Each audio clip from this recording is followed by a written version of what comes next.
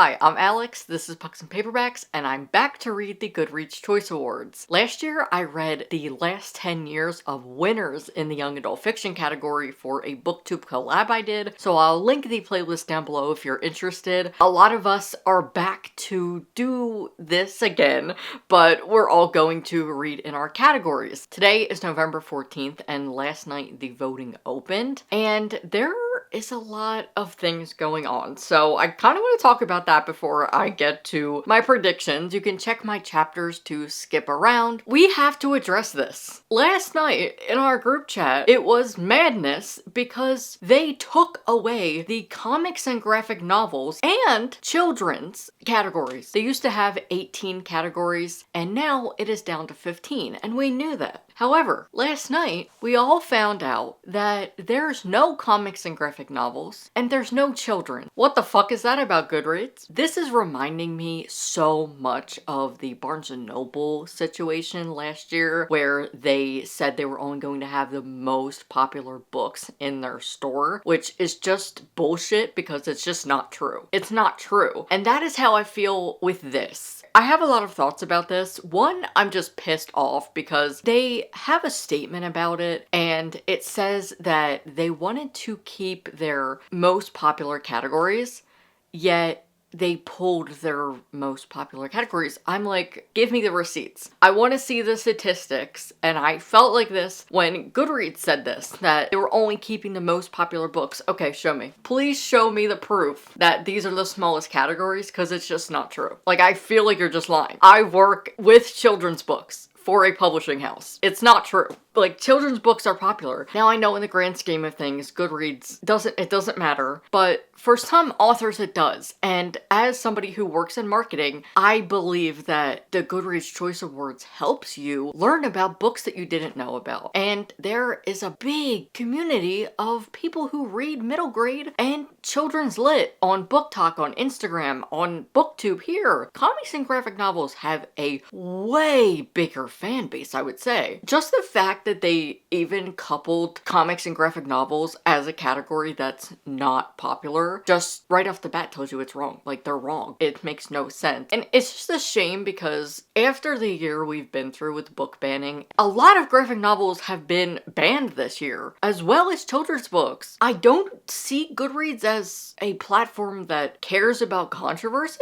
but it's not a good look because it's weird. It is weird to pull two of the biggest categories, I would say. I mean, I would say fantasy is probably the biggest category in romance, but children's and graphic novels are also popular, and this is why I don't agree or even believe with their statement saying that these were the smallest categories, because you literally kept history and humor. Tell me who votes for those. Like, let me know in the comments if you even vote for those, because I feel like the majority of people don't. Dude, graphic novels are so popular. They have such a big fan base, and the fact that Heartstopper's really popular right now, it's just feeling targeted, and this is why I go back to the book banning, because I'm like, I don't know if Goodreads cares about controversy. I don't really think that they would care. Like, just because I know they're like run by Amazon shit, do they really care? You're just doing such a disservice to these authors and illustrators for graphic novels. Like, what the hell? This is wild. I will not be able to get over that. That is horrible. So definitely go and check out Ashley's video and Kara's video, and also Michelle, because they took away poetry. They are doing a video where they put together their own list of things that they think would have been on the Goodreads Choice Awards if they hadn't scratched it. So definitely go and check out their videos, as well as everybody else in this collaboration. Now, the time you've all been waiting for, and I've been waiting for, but I'm also nervous now because I had predictions in my mind. But now, if I'm going with the book banning, I had a lot of faith in queer books being nominated just from what last year's was. And so here are some of my predictions. I recently read Promise Boys, and I know that's really popular, so I'm really hoping that's in there. Becky Albertalli's book, Imogen, obviously came out this year, and I have a feeling she's gonna be on here. That's my biggest prediction that I think is right. And then there's just a couple others that I'll just put on the screen really quickly. Disclaimer before I even get into the results, I am currently boycotting St. Martin's Press. this along with fellow book community members. This started on Book Talk. I'll have some links down below for you to know more about this, but until they address the Islamophobia and racism that their employee had done, and this employee was a social media manager and did the marketing and arcs and things, I will not be sharing their books until they condemn this and just address it. It's been a couple weeks, so we're still waiting for them to address this, so until that happens. So I will not be mentioning their books in this video. If there is a situation where I read a book from St. Martin's Press and it becomes my winner, I will be using a runner-up until they address this. So I just wanted to address that before I got into the video. And now for the results. The fact that they took away these categories makes me feel like all of my predictions are wrong. Okay, what did I predict? Right. 1, the Davenports I did have on my list, so I'm excited about that one. That'll probably be my next read. The Brothers Hawthorne, yes. Tell me why they needed to have another one when they already had 3. I don't need another. It already wrapped up fine. Like, do a prequel or something. There's no reason for more. This is good. I also had these on my list. Warrior Girl Unearthed by Angeline Bouilley. I got to read her debut novel, Firekeeper's Daughter, when I read the last 10 years of the Goodreads Choice Awards. I also predicted Highly Suspicious and Unfairly Cute, which I have read, but I DNF, so I might have to go back to this. Wait, a lot of these books, like, no. Because this book didn't come out last year. I can't show you because it's a Wednesday Books title, but this literally came out November 2022. This was news to me, but there is a rule that if your book came out after the deadline of the awards, it is able to be nominated the next year. So that is why I was so confused about this rule. Do I agree with it? Not really. So I just wanted to clarify about that rule. My predictions are actually okay, but oh, can you not even write one in anymore? Because I want to write in Promise Boys. I would rather write Promise Boys over the Brothers Hawthorne. In the comments, someone pray for me. I am not looking good. Okay, I'm gonna calm down and go through all of the results. This time, It's Real by Anne Liang. Haven't heard of this, but I'm glad that it kind of looks like we have some diversity here. Now, the young adult fiction is anything that isn't SFF, so I get historical fiction, mystery, and all, which I'm totally fine with. Imogen, obviously, this is my prediction to be the winner, just based on what I know about Goodreads, but honestly, I don't even know about Goodreads anymore. Based off of popularity and the fact that it has a lot of ratings and it's Becky Albertalli, she's awesome, I would love for this book to be the winner because it has a really good message and it's queer, and so it would be great. Allie Hazelwood, Check and Mate. I have not read an Allie Hazelwood, and so I guess that might be happening this time. I feel like that'll be in the shortlist because she's popular. The Davenports I have been wanting to read. So this is a historical fiction. I'm really excited for this one. This one I've literally never heard of. Together We Rot by Skyla Arndt. A teen girl looking for the truth about her missing mother forms a reluctant alliance with her former best friend in exchange for hiding him from his cult-leading family. We're not going to acknowledge this one.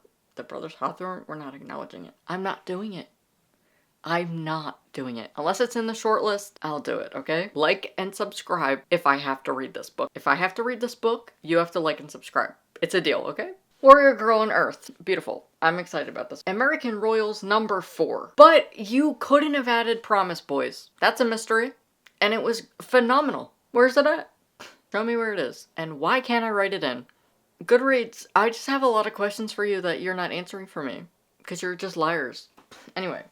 A Queen's Life Hangs in the Balance. I'm not reading this whole series. If this makes it to the short list, I might have to do it. I'll look back, okay? We'll see how short the series is, okay? Alright, oh god. I feel like this seems familiar.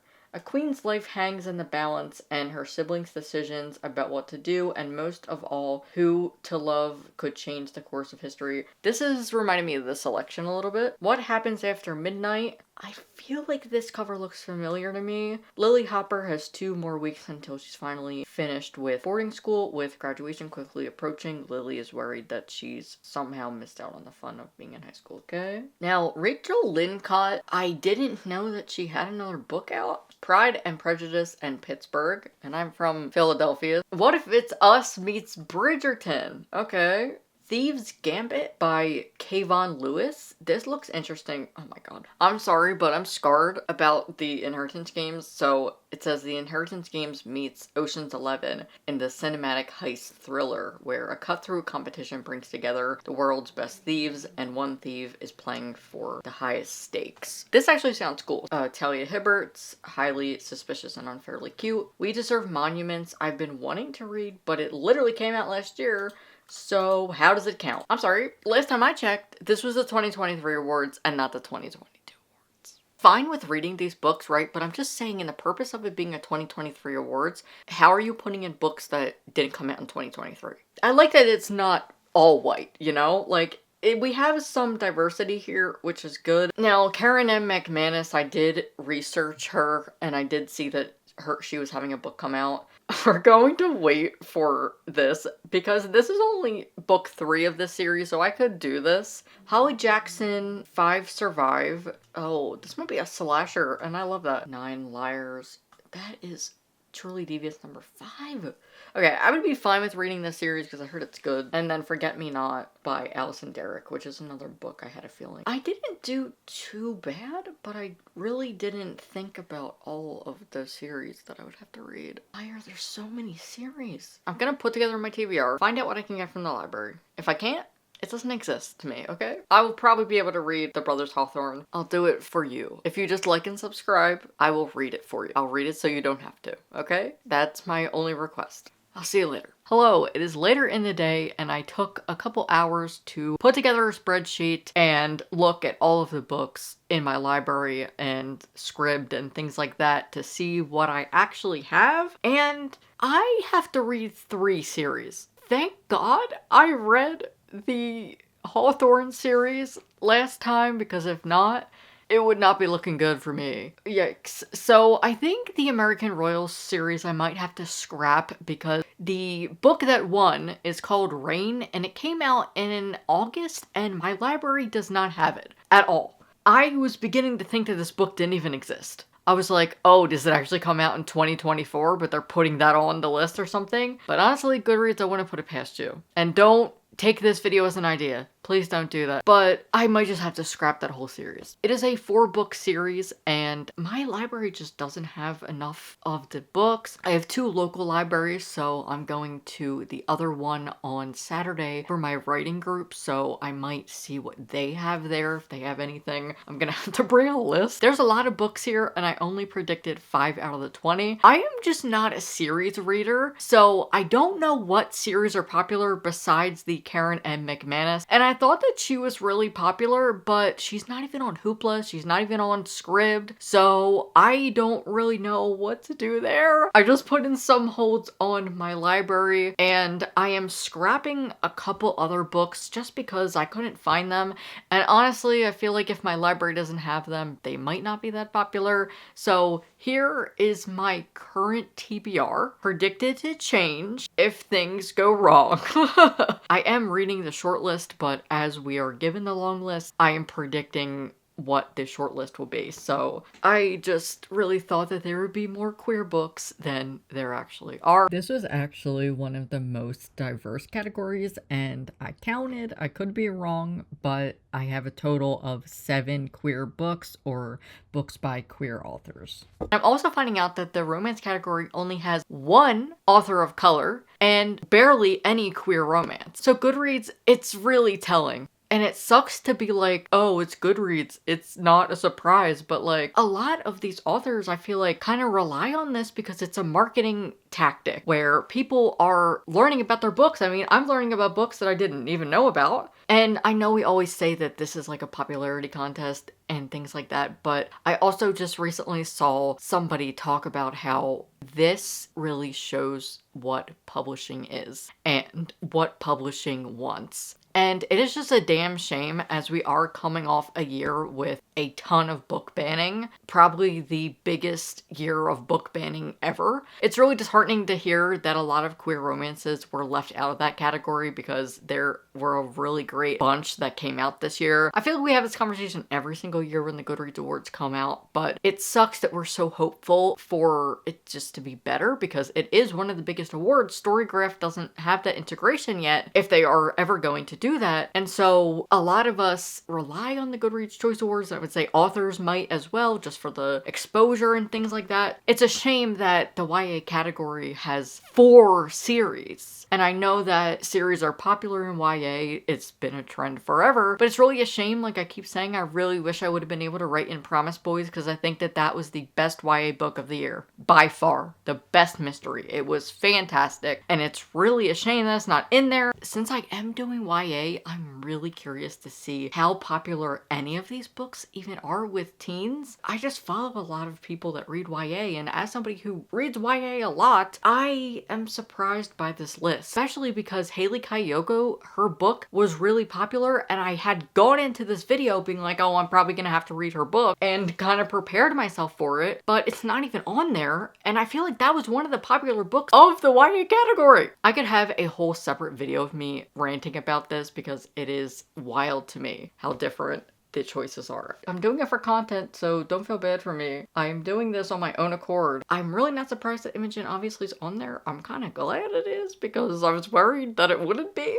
So honestly, I feel like I might have gotten the most diverse category, which is really surprising, honestly. So maybe they're not going with the book banning angle. This is gonna be a wild ride. So strap in, let's get reading. This video will contain spoilers for the books I will be reading, but I'll do my best to tell you when a spoiler is coming.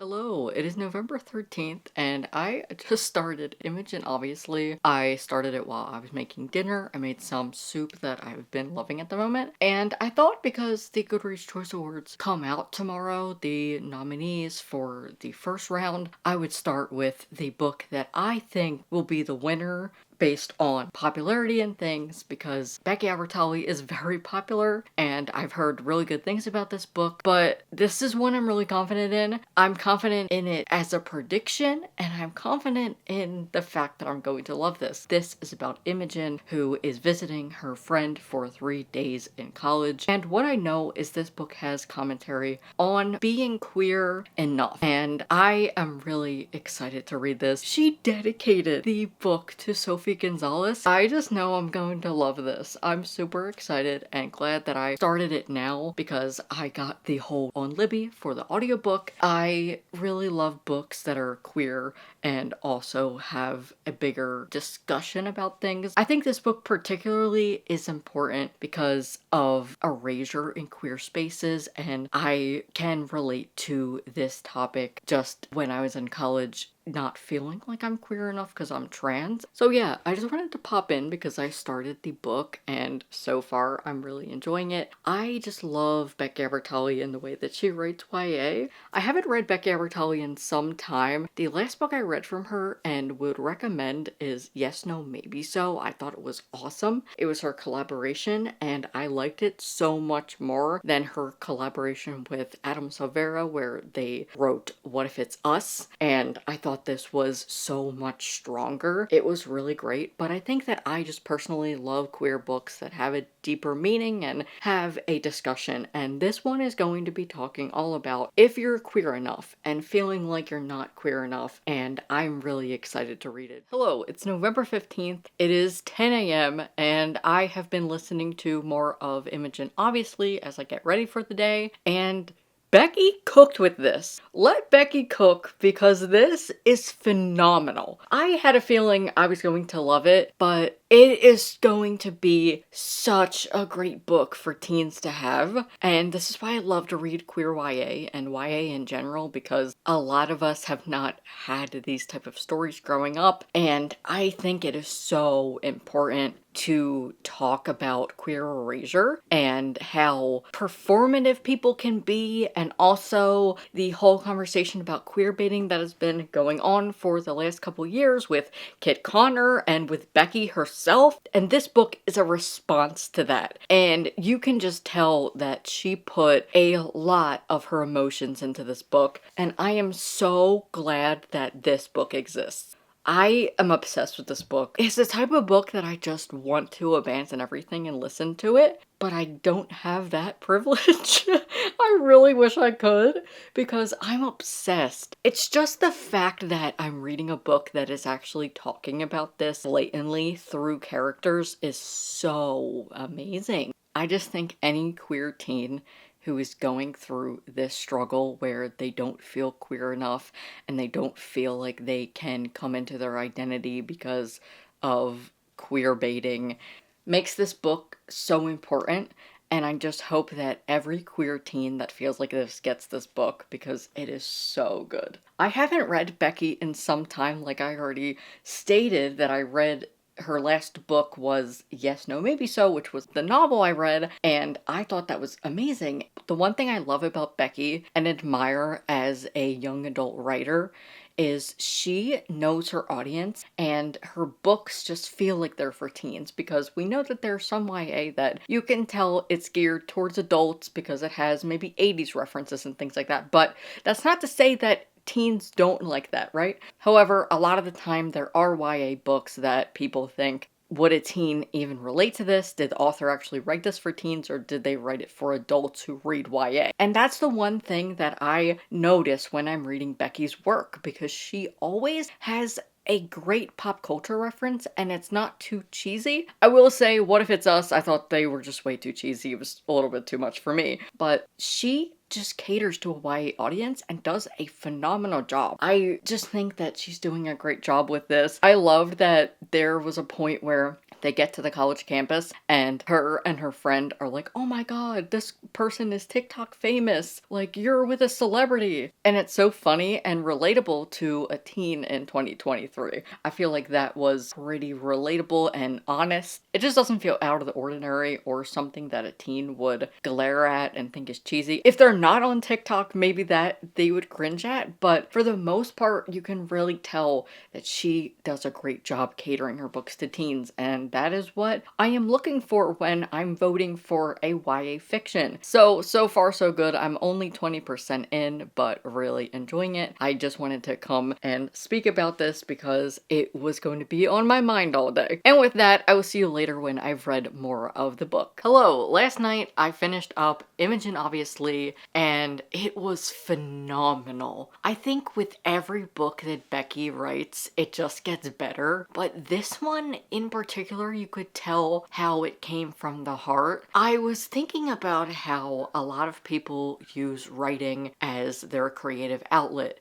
But as a writer, I also notice that I tend to pour out some things that I'm going through into characters that I'm writing. And I could tell that Becky did that. I hope that this book was so therapeutic for her and that she is at peace because she deserves the world. If you're unaware, a couple years ago, Becky was forced to come out through Twitter discourse and people who were speculating that she was not queer. And people were saying that she was a straight woman profiting off of the queer community and she was queer baiting, and Becky was forced to come out as bisexual, and it was heartbreaking to see that happen. And so I'm very glad that this book exists. I think this is going to heal a lot of queer people's inner child. I think about this a lot as a trans man who is straight and how sometimes I feel like I'm not supposed to be in spaces and I never know where I actually fit. This just did such a great job of hitting every single note about the queer baiting discussion. It was so good.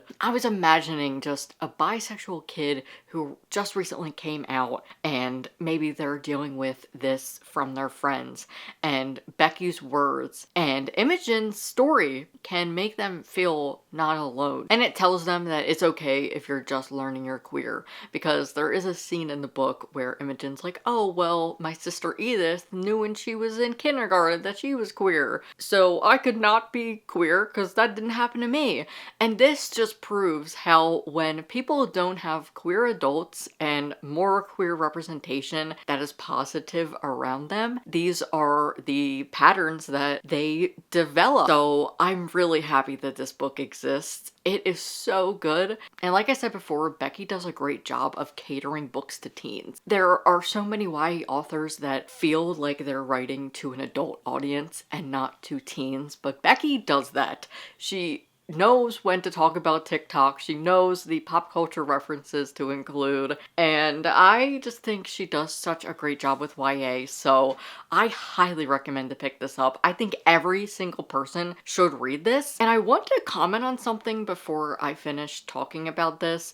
I was reading some reviews, and I saw a review that said the book felt too preachy, and after all of this shit that she went through, I think that is just insulting personally, because it's not too preachy in my opinion. Imogen is dealing with this 24/7 as she has Gretchen in her ear saying there is only one way to be queer and she's straight, she's straight, she's straight.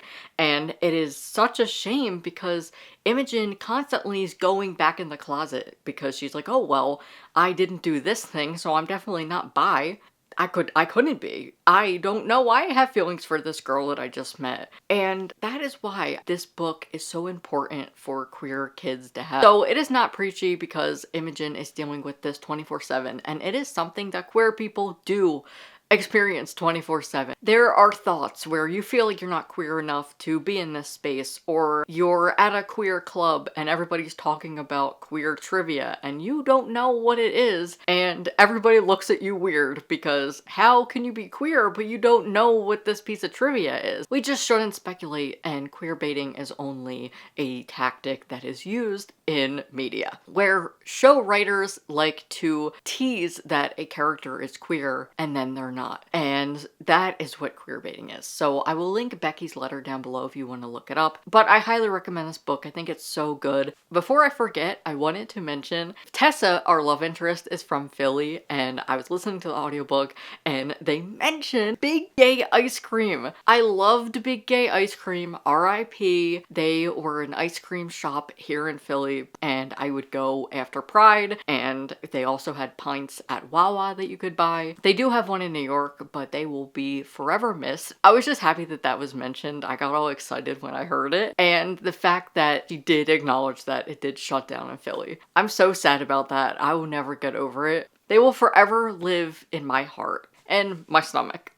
This morning I started American Royals and I am just gonna see what happens. I wanted to start it just in case it's on the short list. I have a feeling it might not be, but I wasn't very right in my prediction of series this year. I only got one series correct. Well, I guess two if I were actually counting the Hawthorne series. I was hoping that it wouldn't be in there because I wanted to just forget it from my brain. But one thing about me is I am not a fan of royalty books. Never have been. I have read The Selection and I only read the trilogy of that. I don't think you need more than 3 books. My first impressions of this book is I'm uncomfortable. If you know the history of the monarchy and the royal family in Britain, they're not good people. So this book is if America had a royal family, and I just feel uncomfortable. I'm really hoping that there are POC characters in this book. It is all colonization. That is why the British monarchy exists. So that is why I can't get behind this book. And while I was reading this morning, I was thinking about why Bridgerton's popular, why The Crown is popular, and why this type of book is popular, this trope. And I was thinking how for some people this might be a fantasy to them, but for other people it is their reality. There are a lot of people who have been harmed by the British monarchy, and it is really uncomfortable to read this book. I'm just hoping that there's something, like, are we going to address the monarchy and why we have an American monarchy in 2050?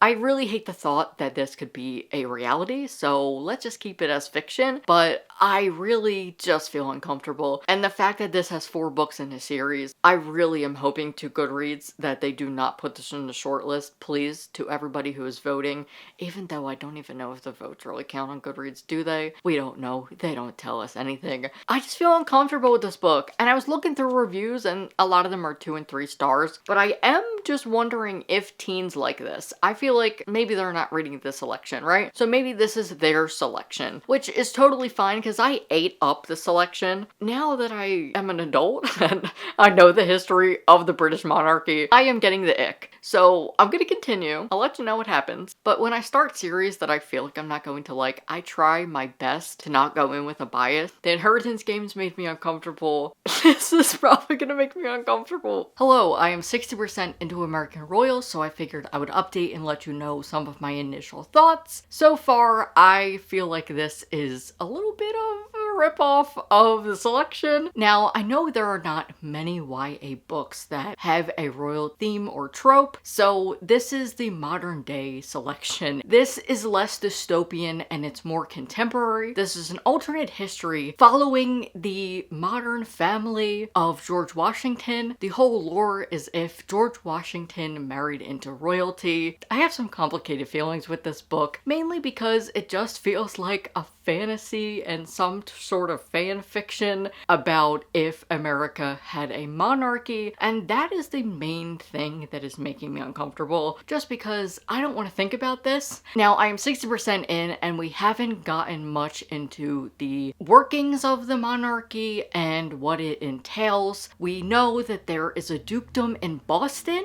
and the kids go to King's College. There's a character who goes to King's College, and most of the characters are 16 to 18. We're mainly following Beatrice, who is about to be queen, and she is trying to get married off. So that's where I'm feeling the selection. So real quick, I want to mention the similarities between the selection and American Royals. So if you haven't read it, you can check the chapters and skip forward. If you know the selection and the love triangle that happens, this is happening with Beatrice. Pretty much, she is supposed to be married off to this boy named Teddy, who is the Lord of Boston. Teddy is a suitor for Beatrice, and Beatrice decides that they should get married just because a big thing happened with her dad, where she finds out that her dad has stage 4 lung cancer. Can I just say though, he tells her, but then it's like, don't tell anybody, I haven't even told my wife yet. And I just think that's bizarre. Like, how did you not tell your wife? And you told your daughter first. Like, I get it because she's gonna be queen. I just thought that was weird that the queen doesn't know, but the princess does. This is not a carbon copy of the selection by any means because the plots are very different. However, there are a lot of similarities, like the love triangle between a bodyguard and the prince. We also have that here in American Royals, but honestly, there is just a lot to follow in this book, and it's confusing at times because you have multiple POVs, and honestly, I wish we were just sticking to one because there's just a lot of stuff going on and I just want to follow one plot, please. Because we're following Jefferson and this mundane girl who goes to King's College, and her name is Nina. She's Sam's best friend. There's a whole Princess Diaries thing going on here where she doesn't tell anybody that she's with the prince, but then it gets leaked in the press and the paparazzi are at her house. So we're getting some of that. There is just a lot of romantic drama, and that is what I saw in most of the reviews for this book. But also, a lot of people loved it and ate it up. And so I just think I'm not the audience for this book. I don't care about royalty. I don't care about rich people's problems. I wish that there was just more nuance in this. And if you're making a book about an American monarchy, there are so many things that need to be addressed. We don't have that much diversity. There is a character whose last name is Gonzalez, so they could be Latine, but besides that, I don't really have much more. And I mean, there is some commentary about Beatrice realizing what being queen means, that she has to make all of these decisions. I think some of the romance stuff is cute and fun, and I'm really enjoying the character Teddy, so at least I'm enjoying that. Hello, I'm so happy to see you because I finally finished American Royals last night. I had this audiobook on 2.3 speed.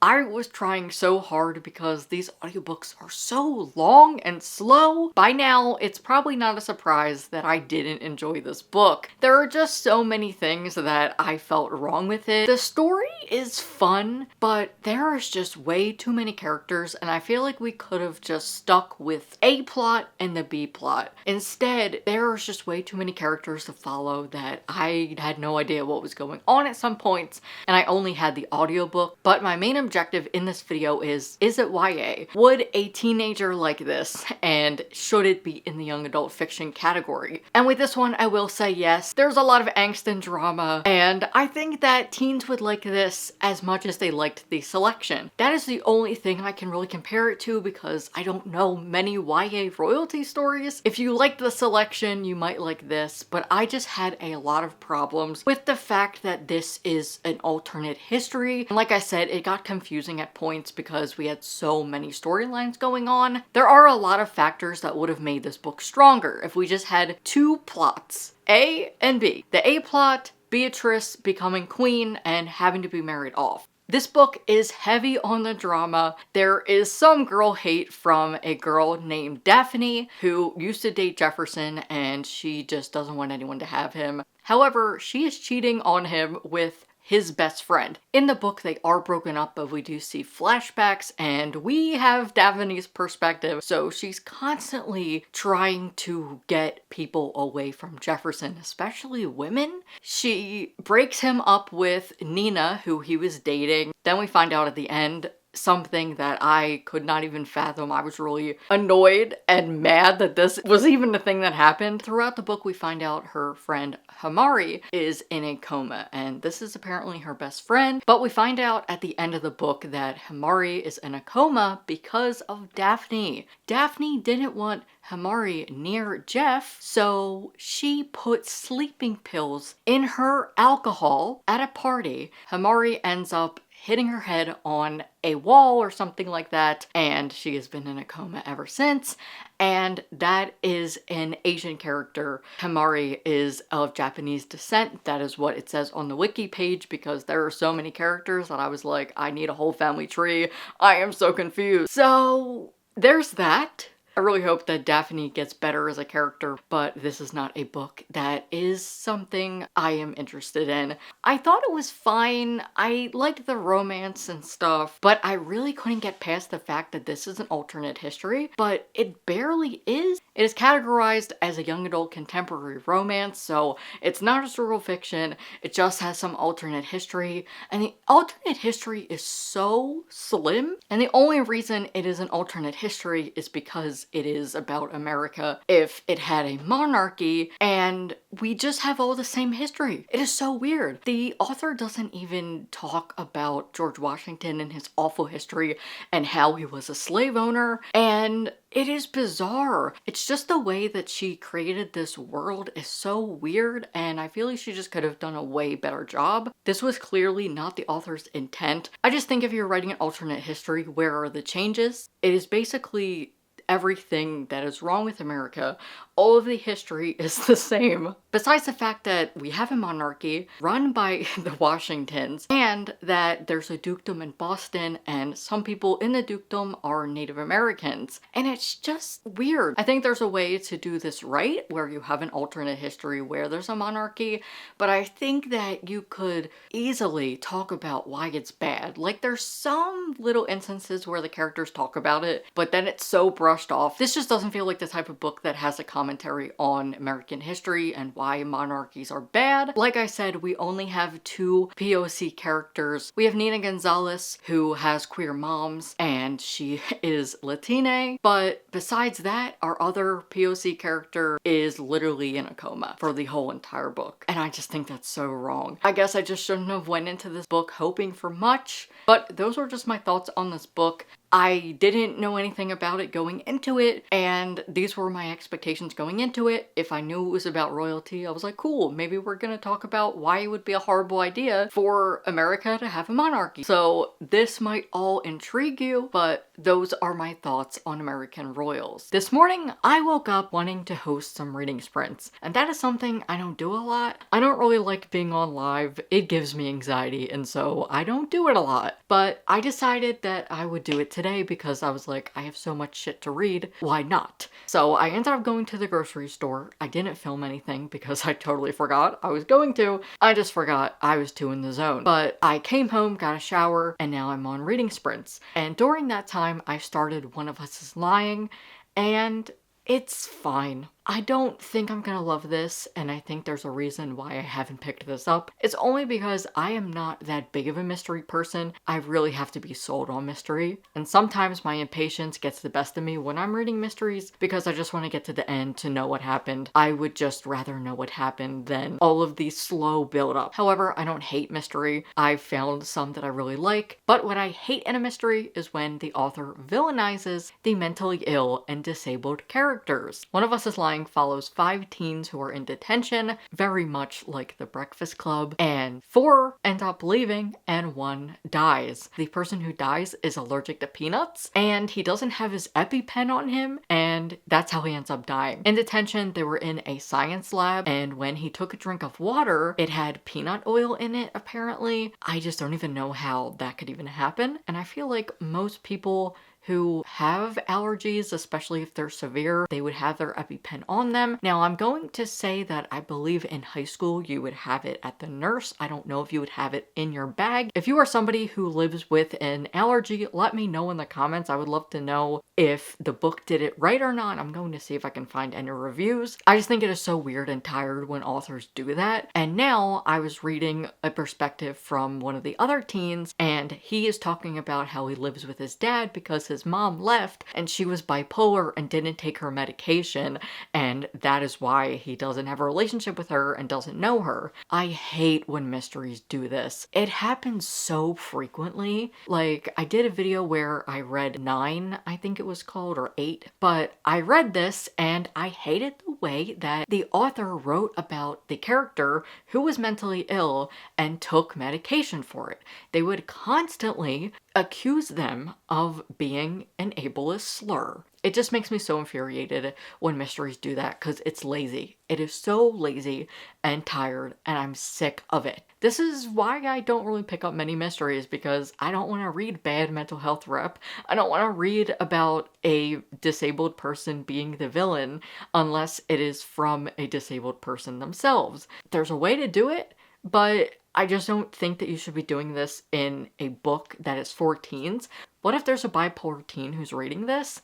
They're gonna feel like shit. Now, I don't know if this is how the author feels or if it is really the character, and hopefully he'll learn from this, but honestly, I feel like that's wishful thinking at this point. And I'm on chapter 4, so I will let you know what I think when I finish it up.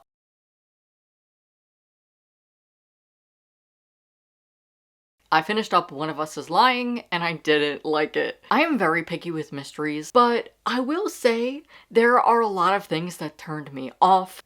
Like I mentioned in my first update, I did not like the way that mental health was depicted. The mentally ill characters were villainized, and there was a lot of ableism going on, and that did continue until the end of the book. This will be a spoiler for the end of the book. At the end of the book, it is revealed that Simon died by suicide, and one of the other characters, Jake, had helped him pretty much, and I hated that. I hated this so much because it was an awful representation of people who live with depression and have suicidal ideations. It is mentioned in a scene and implied that he would be the type of person to be involved in a school shooting. This infuriated me as somebody who lives with depression. We are not school shooters. I really hated that reveal because of the representation and stereotype of depressed people, but also the fact that that was the reveal. I hate that, and I think it is incredibly lazy, especially because it is called One of Us is Lying. So I'm thinking, okay, one of these people in detention probably did it. That would have been a way better story. And I also think that I wasn't totally invested in the mystery because we don't really get to know Simon. We just know about him. And yes, I read a lot of YA, and I have read books where the character is not there, there, but we get to know them throughout the book, and I didn't feel like that with Simon. I feel like I just found out the negative things about him, that he runs a gossip site on Tumblr, and he also is allergic to peanuts. I just didn't like that reveal. I think it was lazy. I don't often like to call authors' work lazy, but when it comes to a mystery, this was super lazy. And another thing that pissed me off is that we have Cooper, who is an athlete. He's a baseball player, and he is in the closet. He's gay, but he hasn't told anybody. He is talking to this boy, Chris, who is out. And throughout the course of the story, we find out that Simon knew this information and he had it in his drafts on Tumblr. And so he is forced to come out of the closet. So there is your forced outing. I fucking hate that. I don't like that at all. And I keep just going back to the thought of a queer teen reading this, or a teen in general reading this, and having any of these representations and feeling disgusted. I did read a few reviews that said, I am LGBT, or I do live with depression, and I hated the way that this was represented. It didn't make me feel good as a reader. And I absolutely agree. Listen, somebody's sexuality is not a plot twist, and it doesn't mean they're lying to you. Why do I need to even say that? And it was 2017, which is not an excuse, but I understand why. And I also want to say that yes, there are books who have done outing correct, and I liked it. The Henna Wars is a great example of that. Unless it is leading the plot, I don't see a need for it. It is not a plot twist, and it's so annoying and I hate it. It made me so angry. I hope it gets better, but I'm not making any promises. Another day, another thriller. This morning I started 5 Survive by Holly Jackson. She is the author of The Good Girl's Guide to Murder, which I've never read, but if this book goes well, maybe I will pick it up. The book takes place over 8 hours, following friends who are in an RV for spring break, going to a cabin or something, and something happens to the RV as they're getting there. Folks, we have a successful thriller. I really enjoyed 5 Survive. I just finished it up a couple minutes ago, and it was really fun and thrilling. I love thrillers that are fast-paced, so I knew that I was going to enjoy this, but I didn't know how much. So let's get into it. I will say I have a bias because I'm from Philadelphia, born and raised, and whenever a book is set in Philly, I just like it better. And this is not set in Philly, but the characters are from Philly, and I want to commend Holly Jackson for the way she wrote this book. Now, I wanted to mention this because I can be quite critical when it comes to authors writing about Philly, because usually it's just about cheesesteaks and the Liberty Bell, and we're more than that. Even though I will say cheesesteaks are one of our main food groups here, and I love a good cheesesteak, but we're more than that. We have the Rocky statue, we have soft pretzels. Now, Holly Jackson is from the UK. I thought it was interesting that she said it in the US. Now, I only read the US edition, so I don't know if it's different in the UK, if maybe it's set in the UK in the UK version.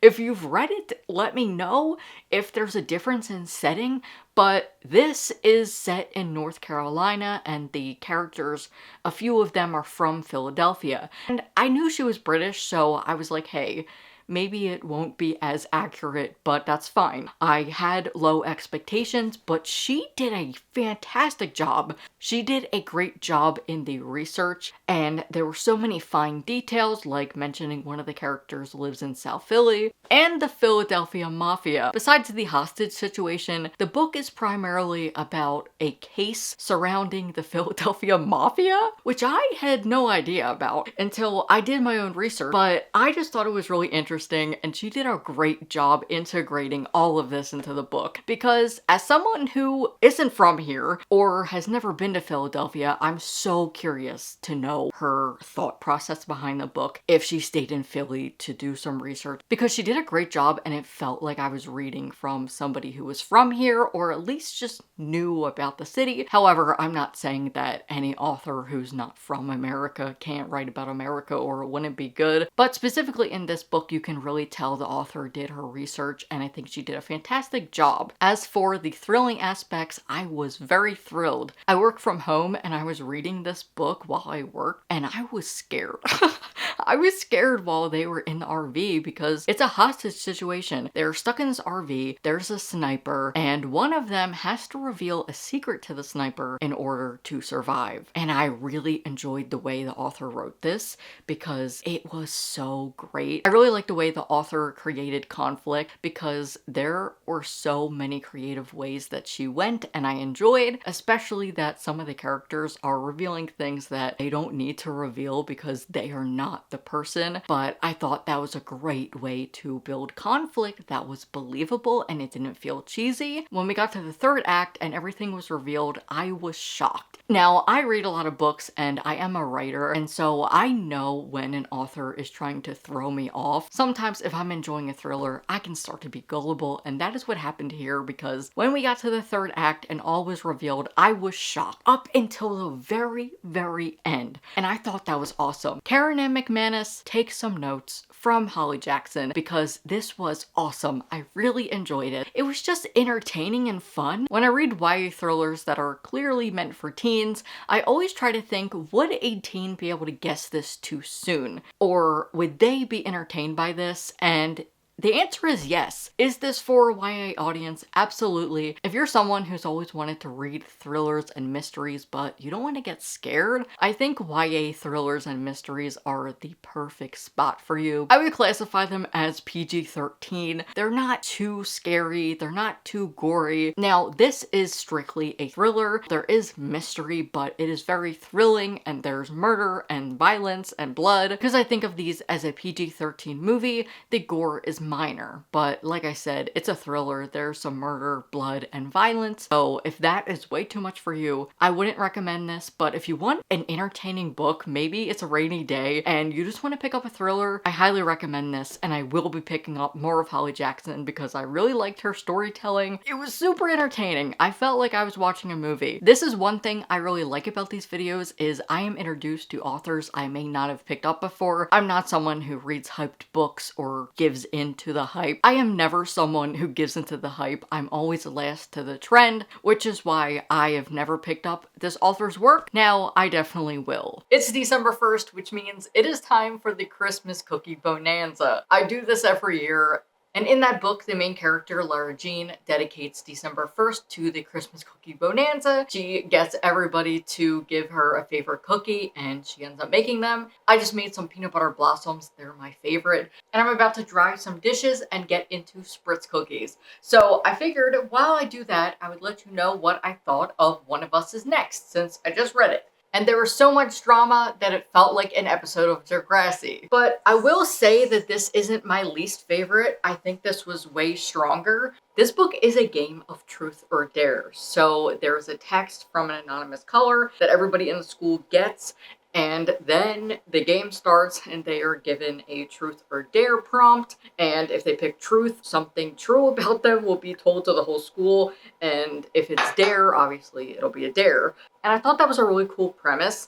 My only problem is there are too many characters. I think that the character of Maeve could have been eliminated and we could have just stuck with 3 other plot lines that are going on. Honestly, the Truth or Dare only goes on for so long, and I would have preferred to just have it be the whole book and just have a whole game of Truth or Dare, but the Truth or Dare game is for another purpose. So if there's a book out there that has Truth or Dare, I would like to read it. I think that's a fun thing to do in mysteries. I just would have liked to see the game element continue and not just stop in the middle, but because of things we learned about the game and why it even started, I understand why it had to stop. I just think it's a fun thing to do in a mystery is to have a game like that, and I would have liked to see it more. Something that has changed is the plot twists are better. However, she is still making them about certain things that the character is dealing with, and I don't like that. For instance, Maeve had leukemia and she is in remission, and there is a cancer scare. The cancer does not come back, but the fact that there's a cancer scare just rubbed me the wrong way, because why is it necessary if it's not going to continue the plot? I understand a little bit because Maeve is realizing that she doesn't want to tell people certain things, and so it is a part of her character development, but I just think you could have done it better. I don't think we need a cancer scare. It's weird and uncomfortable, but besides that, the plot twists were good. But there's just way too much drama. We do have way too many plots going on. I would have loved to just kept the Truth or Dare story and what happens in there, and then some of the wedding was understandable. But then we have another plot where Phoebe and her sister Emma are feuding, and Emma ends up going to the hospital for alcohol poisoning, and that's where I was like, this is Degrassi. And then at the end of the book, we do find out what happened at the beginning of the book, which is what started the whole Truth or Dare thing. There's a boy named Brandon who takes a dare and he ends up dying, but we find out that his death is basically being framed and it was somebody else. And so that's what the whole mystery is. Then towards the end of the book, we find Jared, who is affiliated with the death of Brandon, and he ends up having a makeshift bomb and he brings it to the wedding. There are some minor injuries that happen from there, but it's not as dramatic as it was. Once I got to the bomb scene, I was like, this is Degrassi. But it still feels so much like 13 Reasons Why. And I understand why, because as an author trying to write for teens, you're going to probably base it off of other YA mysteries that are happening. So it makes sense, but I was like, dude, I feel like I've seen this before. I was trying to think about, if you're writing a YA mystery, what plot twists are good and what are too much. So I was thinking about One of Us is Lying. I still stand by a character's mental illness, sexuality, etc. is not a plot twist and shouldn't be used as one. So instead of that, I really love Five Survive because of the high stakes situations and that none of the plot twists have to do with the characters themselves. The only things that are happening is things in their lives and family members and friends and things like that. There's no sexuality or mental illness that is being used as a plot twist, and I think that is good. So besides the cancer scare, I am really glad that we didn't have anything worse and the plot twist actually got better, because I was actually standing here making my cookies and I was gasping at the plot twist that we got. I was so happy, and I'm really happy that I ended up continuing this series because I don't hate it, and I'm interested to see what the third book entails. I'm waiting for the audiobook from my library, but I do have a physical copy, so I'm gonna see if I can try to bang that out. I have something to do tomorrow. I'm going to a birthday party, but I will see if I can get some reading done tomorrow. I don't have to go until 4, so I should be fine.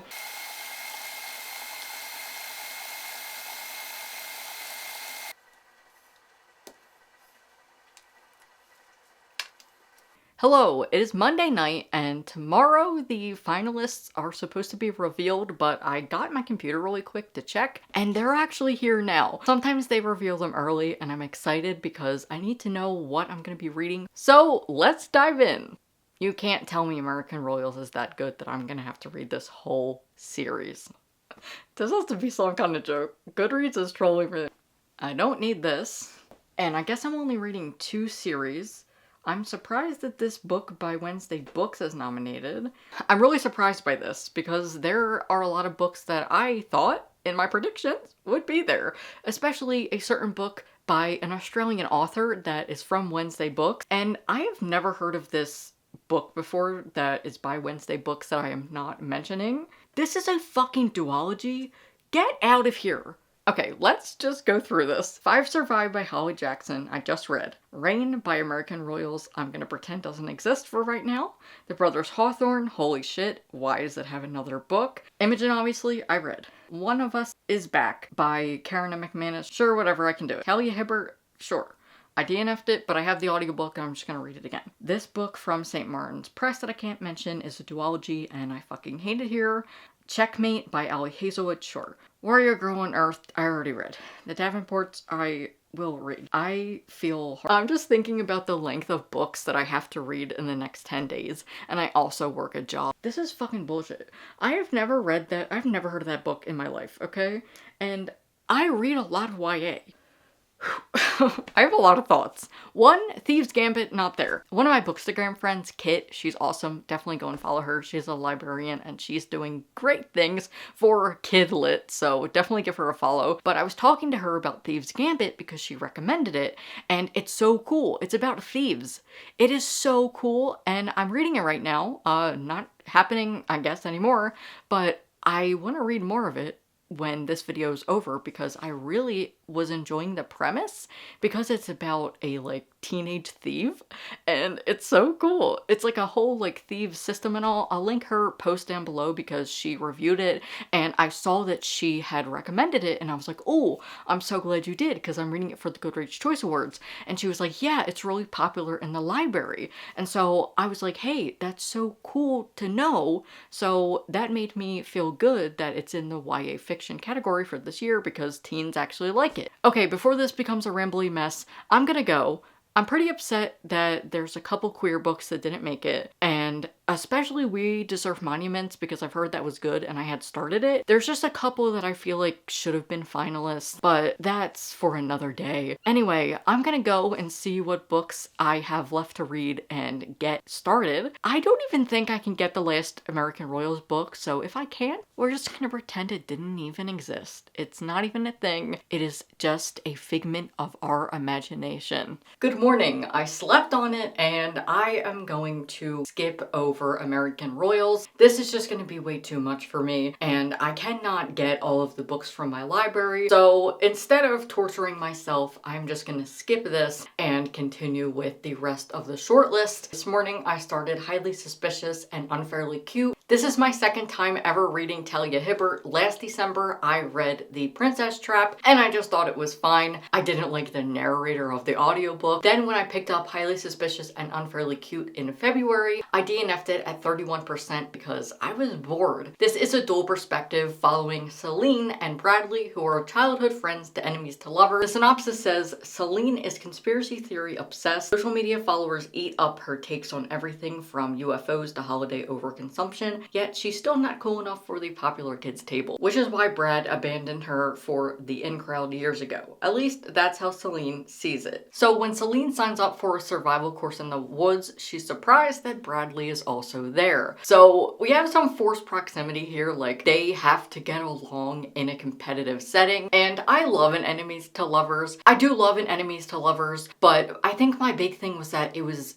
camping and survival, and that's just not something that I really care about. However, I hope that it proves me wrong and that I finally have a Taila Hibbert that I enjoy. Hello, I'm 60% into Highly Suspicious and Unfairly Cute, so I figured I would pop in and let you know what I'm thinking. I started from the beginning. Originally, I started from the 30% mark where I left off when I DNF'd it, but I gave myself too much credit in thinking I would remember plot and things about the characters, but as I read on, I couldn't remember anything, so I started from the beginning, and I'm hoping to finish today because I still have a bunch of books to read. This makes me really excited to pick up the Brown Sister series because I am loving the dynamic between Celine and Brad. I'm really enjoying this, and it makes me excited to pick up the Brown Sister series, so that's definitely something I'm gonna have to do in 2024. But so far, I'm really enjoying this. I am laughing out loud, and I didn't believe a lot of the reviews that said that because I had just had a different experience when I read it in February, so I am really glad that I get a second chance because I am really enjoying this. But with this reread, it is solidifying that I just was not in the mood in February. I had a bunch of shit going on,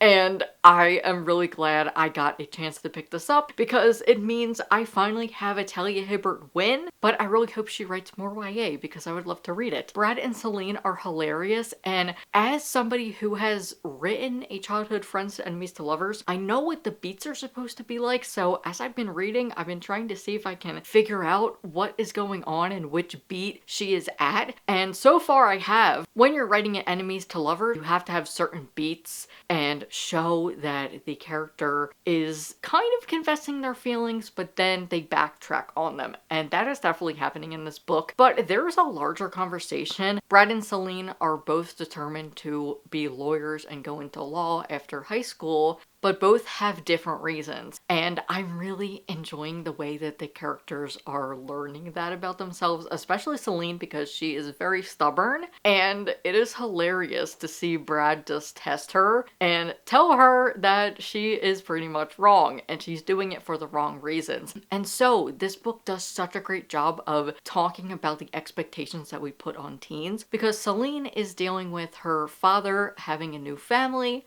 and the divorce of her parents, and she is trying to just make her dad pay, and she's trying to spite him. I don't think I'll have any other thoughts besides it's really cute. I like the romance, I like the characters, and I think this is a win for a YA. If this one wins, I would not be surprised and I wouldn't be upset. This was the romance I was craving. I needed a palate cleanser after those mysteries I read. I don't think I have much more to say. If something wild happens at the end, I'll update you. But for now, those are all of my thoughts on Highly Suspicious and Unfairly Cute. Hello, I have some reading updates. I finished a couple books since we last talked, so let's go through some reviews. I finished up Warrior Girl Unearthed, and I absolutely loved it. I love being back in the Firekeeper's Daughter universe. This follows Perry, who is a twin, and she is the niece of Dawness from Firekeeper's Daughter. And now we have so many cameos since this is the companion to Firekeeper's Daughter. It is set 10 years in the future, and I loved it so much.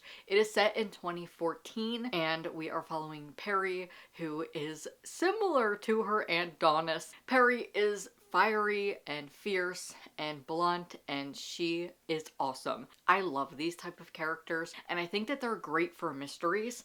This mystery has a lot of components and it could be confusing, but the way that Angeline Bouilley writes makes it so cohesive and you understand. As I've read a shit ton of mysteries for this video, I believe this is the best mystery of this category because it has so many twists and turns. Five Survive is more of a thriller. Like, there is a mystery, but to me it's more of a thriller than a mystery. This is a mystery. There is a little bit of romance, but I would say the main genre is mystery, and it has different components because the whole point of the story is that Perry is doing this internship because she ended up getting in a car accident and now she has to pay back Aunt Dawness. And so she's doing this internship for the summer and she doesn't want to be there, but she learns to really enjoy it because of the mystery element. This is a page turner. There are great twists and turns. I love the way that Angeline Bouilley can add important information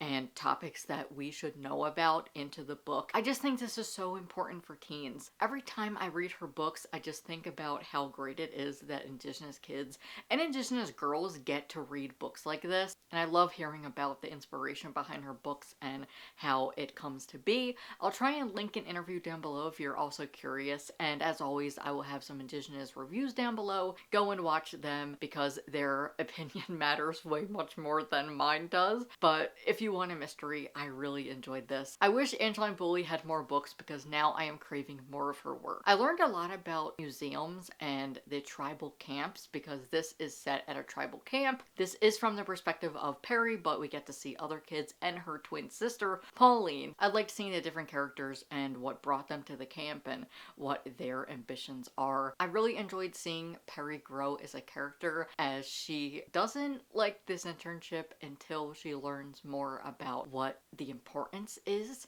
and why the museum exists and what Cooper's job is. And so Cooper is trying to collect all of the remains of Indigenous ancestors, and Perry learns about NAGPRA, which is a federal law that allows tribes to request the return of ancestral remains and sacred items. In the book, the university has been using legal loopholes to hold on to Warrior Girl and 12 other Anishinaabe ancestors' remains. And Perry and her friends and her team at the camp, who named themselves Misfits, won't let it go on any longer. Using all of their skills and resources, the Misfits realize a heist is the only way to bring back the stolen artifacts. But there's more to this repatriation than meets the eye as women start to disappear. I thought this was incredible. It teaches you about MMIW, which is Missing and Murdered Indigenous Women, and NAGPRA. I had never heard about NAGPRA, and it was really interesting to learn about it and how many colonizers are just selling it on eBay. Like I said, I think this is such a great book for kids to be reading in high school. So yes, I will say that this is young adult fiction. It should be in this category. And honestly, I wouldn't be mad if it wins. This category is really hard to vote on because there's so many different genres. I have mystery, I have historical fiction, I have thrillers, I have contemporary romance. So I don't even know what the winner should be because there's so many different genres. I can't just pick young adult fiction because I have so many different genres to pick from, and it feels unfair to pick a mystery over a contemporary because it's not in the same genre. But like I said, I would not be mad if Angeline Bouilley wins. I would love for her to win. She deserves it because this book was incredible. The next book I finished yesterday, and this was The Davenports by Krystal Marquis. This is the first book in a series, and I would love to read more. It was inspired by C.R. Patterson and Sons Carriage Company. In the 1910s, they are an all-black family. And in the author's note, the author mentions the inspiration behind this book and why she chose to focus on the daughters. After 3 generations of wealth and success, C.R. Patterson and Sons closed under the pressures of industrialization. I wondered about C.R. Patterson's family, about his daughters especially. Few articles made mention of them, and fewer still shared their names. Dorothea, Dolly, Mary, and Kate. I wondered what life was like for women in their position. I wanted the Davenports to hold up examples of representation I wished I'd had as a teen. So we have a multi-perspective following 4 of the women in the Davenports. The Davenports also have a carriage company, as this book is inspired by the C.R. Patterson and Sons Carriage Company, which I thought was so interesting. That's what I like about historical fiction sometimes, even though this is mainly a historical romance, but we do have some fiction elements. There is way more emphasis on the romance here because all of the women in this book are looking to be with a man. We have the eldest daughter, Olivia Davenport. We have Helen Davenport, who wants to be a mechanic. I really loved her perspective. She's definitely one of my favorite characters. And we have Amy Rose, the maid, who is biracial, but the Davenports are not very fond of her because her father was a plantation owner and owned slaves, so they don't like her. But we do have a forbidden romance happening here between her and John Davenport, who is one of the sons. And so we have a lot of drama, a lot of romance, but I really enjoyed this, especially getting to see all different perspectives. Like, we have Helen the mechanic. Olivia meets a man named Jacob Lawrence, who is an activist and lawyer, and she ends up wanting to be in activism, and that leads her down not a so great path because of some things that happened in the book, but I just enjoyed that. I think it's a great way to make every character distinct because a 4-book perspective is so hard to do. Honestly, sometimes I was getting confused that I had to write down notes about who was who. Thank goodness that it mentions it in the synopsis because sometimes I was confused and I was like, wait, who is who? What are we doing? What's going on? We also have Ruby, who is Olivia's best friend, and she wants to marry John. It was similar to Daphne in American Royals, who wants to be born into the royal family and her mom keeps pressuring her. So we did have that dynamic. If you like to follow families that are born into wealth and balls and things like that, I would highly recommend this book for that. I will be linking some reviews down below. I watched Brandy Shay's and I thought hers was incredible. She goes into more depth about the book, so definitely go and check out her review if you want to know more about the book. She says if you liked Bridgerton, you would like this. I don't really care about royalty and things like that, but I still enjoyed this book. I can't wait to read the sequel, which is so unlike me. I don't really care about stuff like that, but I am so glad I finally got a chance to read this. I really enjoyed it, and it makes me want to pick up more historical romances. This really introduced me to historical romance. The other historical romance I have read is The Queer Principles of Kit Webb, but that had more of a heist and things, so I would like to read another book similar to this that has the family dynamics, so I'm definitely going to try and pick up some Melissa Cole. I saw she has some historical romance, so that's going to be exciting in the new year. year. But those are all my thoughts on the Davenports. I really enjoyed it. If the Goodreads Choice Awards wants to pick a historical romance to win this category, I would not mind if the Davenports won. And this morning I finished up the Brothers Hawthorne. I hope I never have to read this series again. I don't want to. I'm over it. I don't see a point in having this book. I don't know why it exists. And I don't know why it's 100 chapters. Tried to finish it out last night. I couldn't do it. I was on chapter 90 something and I was falling asleep. It was almost 2 a.m. so I finished it up this morning. I used Spotify audiobooks for this, and this was my first time ever using it. If you have a premium account, you get 15 hours of audiobooks, but it's only if the audiobook is included with premium. This is not sponsored, this is just me talking about it. And honestly, I didn't like it that much, only because it doesn't actually show you the percentage, it's just tracks. So I didn't really like that. I prefer being able to just have one audiobook and I get to see where I'm at because I had no idea where I was even at. I had to do some math to find out what percentage I was at, but I'll just talk about it a little bit. This is the Brothers Hawthorne. It is the fourth and hopefully final book in the Inheritance Game series. And if you watched my previous Goodreads Choice Awards video, I do not like this series. I don't like the romance. I'm not going to say it's a horrible series, but the romance gives me the ick. I hate it so much because it is basically leading you on to think that they are related. And so I kept thinking, okay, she can't do it again. There's no way. I was wrong. This book series would have been so good without the romance. It's just misleading and it doesn't need to be there. And it gives me the ick and makes me so uncomfortable because this is targeted to teens. And the majority of the reviews are teen girls and they are shipping these people together. She leads the reader on to think that these people are related. They could be second cousins. They are on the family tree somewhere. And it makes me so uncomfortable. I just think there are too many characters. We just need one solid romance and that's it. The game element is really fun and I like that, but I don't think we need to be leading on teenage girls to think that it's okay to be in love with your half brother. I just don't like that. I'm not somebody who is a fan of reading stuff like that or watching it on TV. I don't like that. It makes me so uncomfortable. And I thought with this book, there's no way she could do it again, but she did. I don't understand this. Like, I would be fine with a romance if it weren't somebody else in the story who could belong to your family. It makes me so uncomfortable while I have to read it, and it's the fact that none of the characters just blatantly say, hey, no, we're related. Hence the title, The Brothers Hawthorne. This book follows Grayson and Jameson, and I do like Grayson as a character, so I was excited to see him. I would have way rather read a prequel or a book that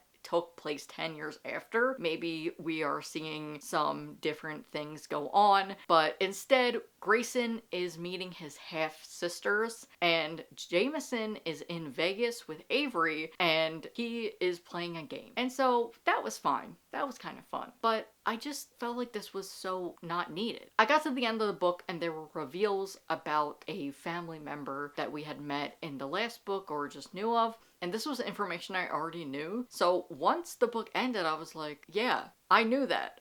Like, why did I have to read this whole book to know something that I already knew? It's so boring. I would have much rather had a different story, or maybe we are following Grayson and learning more about him. Because we are learning about the brothers a little bit, like they're talking about how they feel in the family, like Jameson feels like he can never live up to the expectations, and Grayson kind of feels the same way, but it's him meeting his half-siblings and learning more about them and also wanting to protect them. And dude, why? At the 50% mark, the girl finds out she is related to him. Oh my god, it was so uncomfortable because he knows that these people are his half-siblings. They go to a dance or something and some guy is bothering the girl. And so she goes, he's my boyfriend. And Grayson goes, no, I'm not. And I'm like, bro, why didn't you just say, no, we're half-siblings, surprise. But also, as an author, why even write it in? You don't even have to write that in. It just is so weird. Stop doing this. I hate it. I have read a couple books in this video about rich people, and I don't care. Now, the Davenports was different because it gave me a different perspective and gave me a reason to care. In this book, I don't care because you're potentially related to each other. Give me somebody else. You don't have to marry your second cousin or some girl that you just met that your grandfather knew. It's weird. I don't like it, and you could just meet somebody off the street. I'm sorry if you enjoy this series, but it just makes me so uncomfortable and I hate it. But like I said, the game element is fun. This one had some keys and clues and stuff like that, but honestly, if I'm going to rate the series as a whole, the second book is the best. I think the second book is fun. The first is fun too, but she still leads you on about the weird brother situation, and it's just weird because the characters will still be like, ooh, I shouldn't be having feelings for you. And in this book, the half-sister says that when she finds out that they are related to each other, because she's like, ew, I had romantic feelings for him. I thought he was cute. You could have just told her at the dance. You could have just told her right there. Or, here's a thought, don't even write it into the book. But anyway, I just don't see why we had this book. It's probably just a cash grab, but I hate it. And it sucks because I don't think the characters are bad. The book isn't bad as writing or a story. It's just that I can't get past the romance. If I could, then I would be like, hey, I understand why people like this series. It's fun, it's entertaining, but I just don't need the romance. I am now reading Check and Mate, and I'm enjoying it. It feels just like a regular contemporary. This is Ellie Hazelwood's first YA book. I haven't read from her at all, so I'm wondering how it holds up to her adult stuff. But I did read some reviews from people who had read her adult work and didn't like them, but liked the YA better. And this is cute. It's just a typical YA contemporary romance, and it's about chess, which reminds me of their inheritance games a little bit, so I'm like, oh, I don't really care that much about chess, but it is reminding me of, it is a rivals to lovers trope where we have our main character Mallory, who has done chess, but she doesn't want to do it anymore. She stopped, and now she ends up beating like a really famous player, and now she's doing chess again.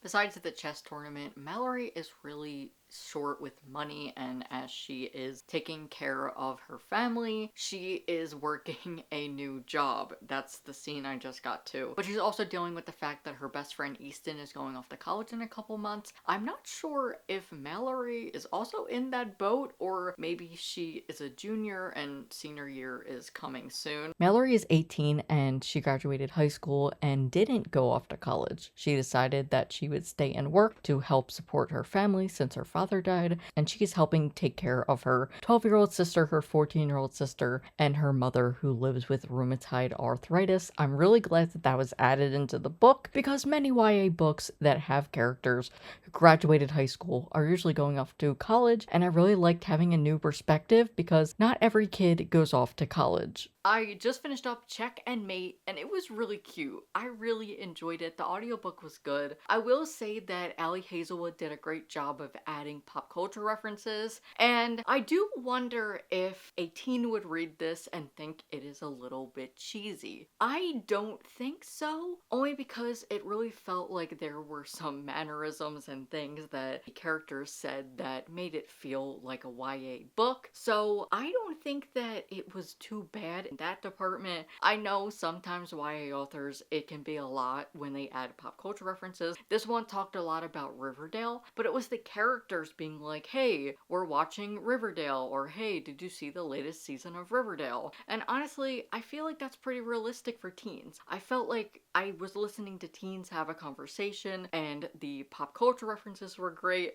Also, the fact that there was the line from Hot Ones with Paul Rudd. Look at us. Hey, look at us. Look at us. Huh? Who would have thought? Not me. Once that came up in the book, I just started to laugh. It was a really funny thing, and I really enjoyed just that little nod of internet culture. So overall, this was pretty good. I thought the romance was cute. There is a slow burn romance. At first, I thought it was a rivals to lovers, but I don't think I can call it that because the rivalry is barely there. I have read better rivals to lovers where the rivalry is super strong, but here it really wasn't. There's some conflict, but but I feel like this is more of a character-driven book, which I love. We're following Mallory, and it's all about her trying to be there for her family, but the character development was great with her because she learns that she doesn't have to always do everything, and I really enjoyed the dynamic with her sisters. Also, can I say, there was a reference to Lara Jean from To All the Boys I Loved Before, and like I already mentioned in this video, that's one of my favorite books. They started talking about a fake dating situation, and the guy, Nolan, he says, "I've watched Lara Jean, I know what I'm doing here." And I love that so much. Immediately when I heard that line, I was like, okay, I'm sold. This has to be a good book. It also was set in New Jersey, and then there's a scene where they went to Philly, so I thought that was interesting that I read another book that was on the East Coast. But overall, I really enjoyed this. It talked about sexism in chess, and I know that Ali Hazelwood talks about STEM in her books. I know her adult romance, The Love Hypothesis, does talk about that as well. I don't know if I'll ever read that one, but I would like to read more of her YA because I think she did a great job. Based on the contemporary romances I've read for this video, I think that we had a pretty good selection. All three were very good and enjoyable. I'm glad I got a chance to read Ali Hazelwood. Like I've said before, I love these videos because I get to read books that I might not have picked up before. Honestly, Check and Mate was not on my radar, but I'm glad I got to pick it up because now I will definitely read her YA. I'll also add that Ali Hazelwood put one of my favorite tropes in this book, so I might just love it for that. I don't see this trope very often, but it is that caretaker trope where you have a character who is a little bit of a brooding guy and the girl is more of the caretaker, and maybe they get hurt or they get sick and they have to take care of them. I think that's so cute, and I'm so glad that was in this. I don't see that trope very often, so when it was introduced, I was so happy. So I think that Ali Hazelwood hit all of the notes that I love in a romance, and there is queerness. The main character, Mallory, is bisexual, and so is her best friend, Easton, and Easton ends up having a girlfriend. I thought this was really positive and good. I enjoyed it. Now that I got my contemporary romance fix, it is time to finish up the One of Us is Lying series. I'm interested to see how this goes because it is called One of Us is Back. The Bayview crew is back home for the summer and everyone is trying to move on. Only this is Bayview and life is never that simple. At first, a mysterious billboard seems like a bad joke. Time for a new game, Bayview. But when a member of the Bayview crew disappears, it's clear that this game is serious and whoever's in charge isn't sharing the rules, or maybe there aren't any. There's Bronwyn, Cooper, Addie, Nate, Maeve, Phoebe, Knox, Luis, and Chris. Holy shit, that's a lot of characters. So I'm going to start One of Us is Back, and I will be back once I have some thoughts. I just finished up One of Us is Back. Let's discuss. I actually enjoyed this one. I was pleasantly surprised. It was way better. I think this is the strongest book in the series, mainly because it wraps everything up and there is a mystery that happens and it ties to the first and second book, and I thought this was good. After my thoughts on the first book, I did not imagine myself enjoying this series, but I actually did. I thought it was fun, it was entertaining, but I will say One of Us is Back is the strongest book in the series. We have some more queer rep. With the queer representation, this book redeems itself. Addie is bisexual. She's just figuring things out, but there's no reveal, there's no plot twist, she just mentions it casually, as you should if you're writing queer characters. And we get to see Cooper and his boyfriend Chris, who was there at the beginning of the book. The person apologizes for outing Cooper, but his boyfriend Chris goes into this person. This might have been my favorite scene. I was cheering and clapping as Chris is just going into this person about how the apology is too late. You shouldn't have done it in the first place. Therefore, it seems like the author put it in there as a plot device and for the characters to learn something, but I still don't agree with it. I don't think we needed this. I feel like we could have just had Cooper come out on his own and have had a queer character that way, but I really love Chris. I think he's awesome. And we also have Nate, who we met in the first book, and I like him as well. This book had more of the characters from the first book since it is about the Bayview crew, and this was actually fun. The mystery was pretty thrilling, and I was getting some anxiety at some points because there's some gun violence and blood, and I was a little nervous. Overall, I enjoyed this. I thought it was a great ending to the series. It was good closure since we learn a lot about Simon and his intentions. I liked that a lot because there's some flashbacks to Simon from 6 months earlier, I believe it was, and we get to see more about him and the person from the first book that was in cahoots with him for this crime. And overall, I thought this was pretty solid. I'm really surprised I'm even saying that because as I did not like the first book, I probably wouldn't have continued if it weren't for this video. So I actually do agree with it being in the nominees, but I will still stand by the fact that I do not think we need to have series in the young adult fiction category. That's just my personal opinion, just because a last book in the series doesn't really need to be nominated. And I checked from last year's, and Karen McManus was nominated twice in the young adult fiction category. I couldn't believe that. That's a ripoff. I don't think that that should be allowed. Anyway, I did enjoy this, and that is the end of this video. So after several weeks of reading young adult fiction, my win is Warrior Girl Unearthed by Angeline Bouilley. I believe Firekeeper's Daughter was my winner for my last Goodreads video, but she's the queen. She is so good at young adult fiction. This was the best mystery I've read, and this was so tough. I read a lot of good YA, and so I'm gonna mention some of my runner-ups here. The Davenports was so good. Imogen obviously is a must-read. I really enjoyed Five Survive, and Highly Suspicious and Unfairly Cute. So if any of those win, I will be happy. What is my prediction? I think, based on what won last year, it's probably going to be either the Brothers Hawthorne, Imogen obviously, or One of Us is Back. Now, One of Us is Back was good, but I don't think it was good enough to be a winner. And with that being said, I will see you tomorrow to react to the winner. Welcome! You've made it to the end of the video, and it's not a long video of mine if I don't get sick at the end. It's December 7th, the winner was announced. I already reacted to it, but I don't have any audio on that clip, so I'm just going to discuss it.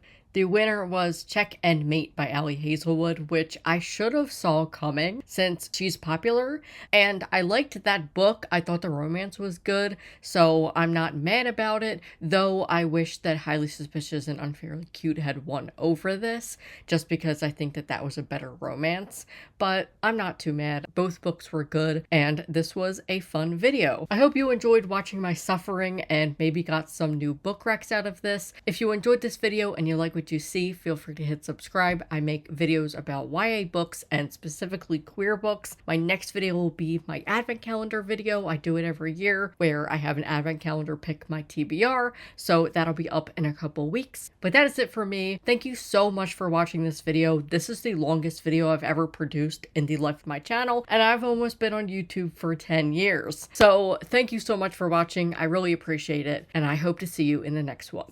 Bye.